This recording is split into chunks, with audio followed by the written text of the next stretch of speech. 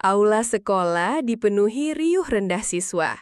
Poster lomba sains menempel di mana-mana, menciptakan suasana kompetisi yang tegang. Rina dengan seragam lusuh dan mata awas berdiri di sudut ruangan, memegang erat sebuah kotak kardus berisi proyeknya. Dadanya berdebar, bercampur harap dan cemas akan penilaian yang akan datang. Proyek Rina adalah purwarupa alat penyaring air sederhana terbuat dari botol plastik bekas, arang, dan kain saring. Kontras mencolok dengan proyek teman-temannya yang canggih, menggunakan microchip dan panel surya. Ia menyadari perbedaan itu dan rasa minder mulai merayap pelan mencengkeram hatinya.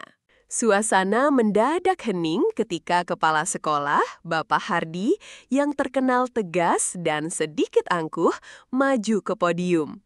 Matanya menyapu seisi aula, berhenti sejenak pada Rina. Sebuah senyum tipis namun penuh makna tersungging di bibirnya sebelum ia memanggil nama Rina ke depan panggung. Pagi di SMA Negeri Cendrawasih terasa panas, diwarnai pengumuman lomba sains tahunan. Aula sekolah penuh sesak oleh siswa dan guru. Raka, dengan seragam lusuh dan tas punggung usang, duduk di barisan belakang, menatap panggung dengan tatapan penuh harap dan gugup. Di sampingnya, beberapa siswa lain berbisik meremehkan penampilannya.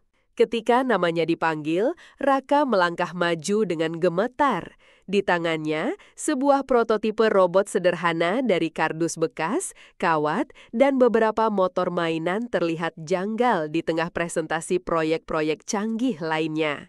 Keringat dingin membasahi punggungnya, sorot mata para juri terasa menusuk. Di meja juri, Pak Budi, guru fisika berwibawa namun dikenal arogan, menyilangkan tangan. Tatapan matanya yang tajam menyapu penampilan Raka dari atas sampai bawah, penuh penilaian. Senyum sinis tipis tersungging di bibirnya, seolah meremehkan sebelum Raka bahkan mulai berbicara tentang idenya. "Ini apa, Raka? Mainan anak TK?" Suara Pak Budi menggelegar, memecah keheningan. "Apa yang kamu harapkan dari benda ini? Apakah kamu serius? Ini lomba sains, bukan pameran barang rongsokan." Kata-katanya menusuk langsung ke ulu hati Raka. Gelombang tawa kecil dan bisikan-bisikan mulai menyebar di antara siswa. Beberapa menutupi mulut mereka, yang lain menatap Raka dengan tatapan kasihan bercampur ejekan. Suasana tegang berubah menjadi sirkus yang menyakitkan bagi Raka. Wajah Raka memerah padam, tangannya mengepal erat, menahan gejolak marah dan malu yang luar biasa. Matanya terpaku pada prototipe di tangannya, seolah ingin benda itu lenyap. Sebuah rasa ingin menangis yang menyesakan memenuhi dadanya, namun ia berusaha keras menahannya. "Baik, Raka, kami tidak bisa menerima ini sebagai proyek lomba," tegas Pak Budi, suaranya mengandung nada final. "Kamu bisa turun sekarang. Lain kali persiapkan dirimu lebih baik. Jangan buang-buang waktu kami." Kalimat itu mengakhiri semua harapannya. Dengan pandangan tertunduk, Raka membalikan badan, berjalan perlahan menuruni panggung. Setiap langkah terasa berat, seperti membawa beban dunia. Ia melewati tatakan-tatapan yang menghakimi, merasakan setiap bisikan tajam menusuk punggungnya. Aula terasa berputar. Begitu mencapai pintu keluar aula, Raka mempercepat langkahnya, hampir berlari. Dia tidak peduli lagi pada apapun, hanya ingin menghilang dari tatapan orang banyak. Napasnya tercekat, seolah ada tangan tak terlihat yang mencekik kerongkongannya. Di sudut taman belakang sekolah yang sepi, Raka menjatuhkan diri di bawah pohon rindang. Prototipe robotnya tergeletak di sampingnya, hancur. Rasa hancur, marah, dan malu bercampur aduk menjadi satu. Air mata yang susah payah ia tahan kini mengalir deras, membasahi pipinya. Malam harinya, di dalam kamar kontrakan sempitnya, Raka menatap puing-puing prototipe robotnya. Bekas ejekan Pak Budi masih termiang. Namun, di balik kehancuran itu, sebuah percikan api muncul.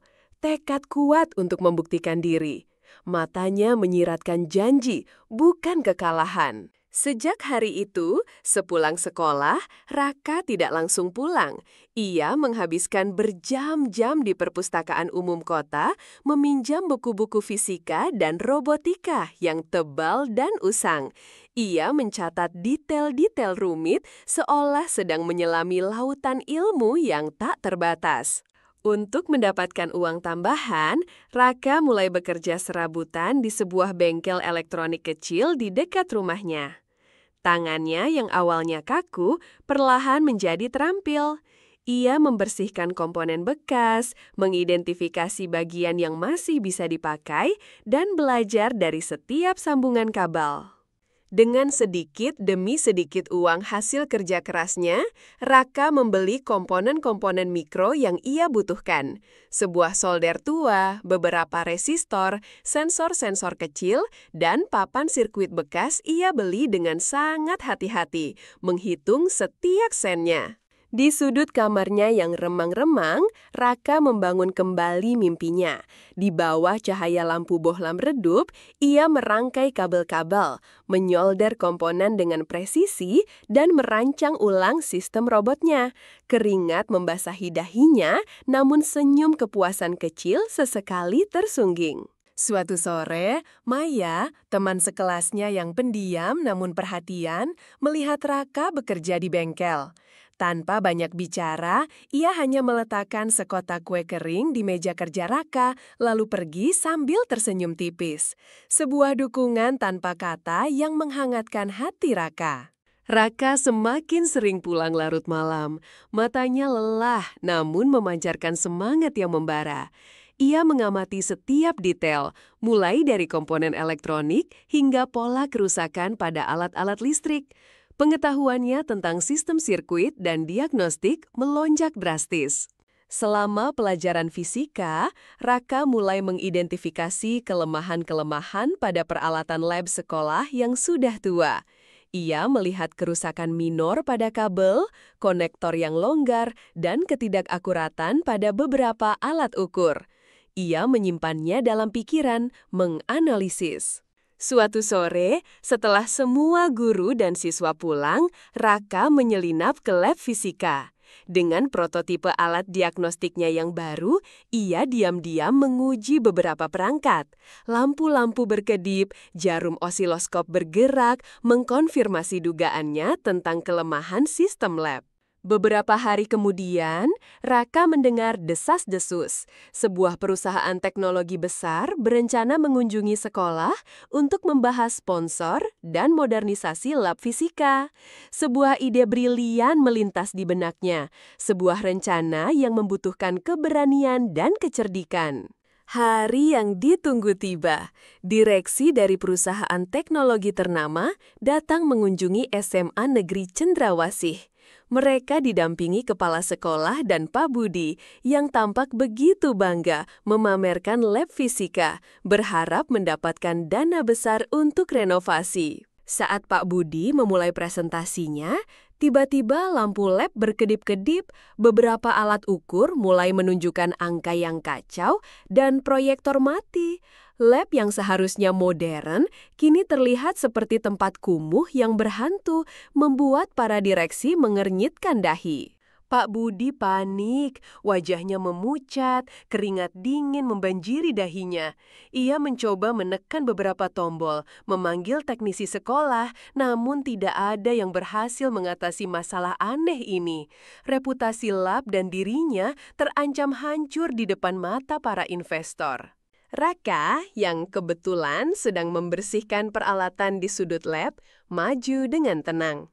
Tanpa ragu, ia menawarkan diri. "Maaf Pak, sepertinya ada masalah di sirkuit utama. Mungkin saya bisa membantu memeriksanya dengan alat kecil ini?" Suaranya datar, tanpa emosi.